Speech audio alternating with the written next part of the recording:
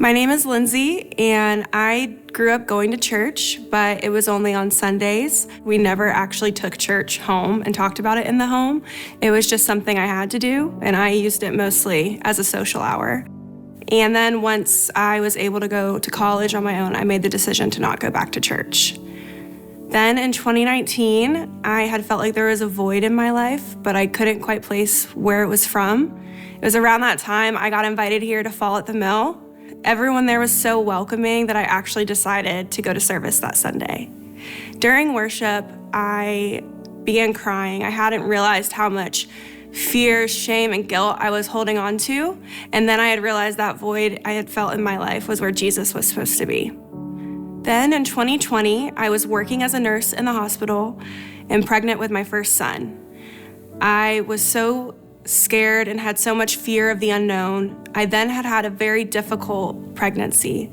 I was admitted into the high-risk unit on bed rest, and even after I had my son, I still remained high risk. So I was on bed rest with a newborn in the middle of COVID. I remember being so upset, asking God, why would you do this to me? You knew I wasn't strong enough and that I couldn't handle this. That was when I was at the lowest point in my life, and I knew I just needed to go back to Hamilton Mill Church and find my community. I had then joined a women's small group. The girls were so kind and encouraging of me and my faith journey. And it's actually with that group that I first proclaimed my faith in Jesus. At the time, I didn't feel like I was ready to get baptized because I didn't know enough yet, and I wasn't a good enough Christian or anything. But I found that doesn't matter. He meets us where we are, and all he requires is that we put our faith and trust in him. Around that same time, I had met Blair and told her about my faith and how I was new to faith, and I was eager to learn all I could. And after about a year of attending service, I had expressed that I wanted to do some volunteering at church. She thought I would be a great fit as a small group leader in Inside Out. There was a sophomore girls group who was gonna be without a small group leader.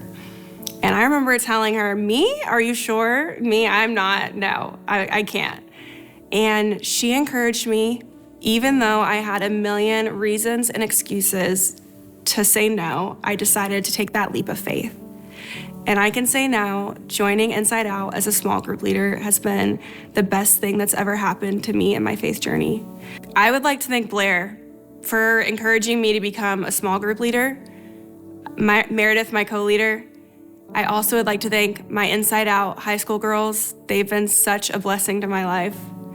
And my women's small group for supporting me.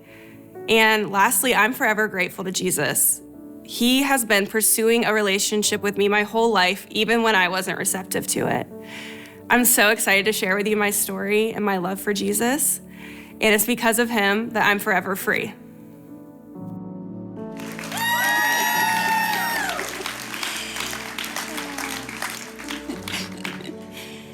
Lindsay, your faith in Jesus is a testimony that God faithfully and lovingly pursues us.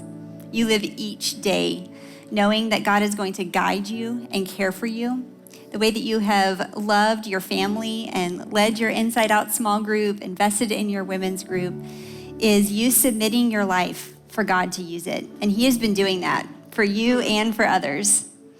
Thank you for your courage and your absolute delight in taking this next step in your relationship with Jesus. And thank you for reminding us that we don't have to have it all figured out. We only need Jesus. It is my joy and privilege to baptize you, my sister, in the name of the Father, the Son, and the Holy Spirit.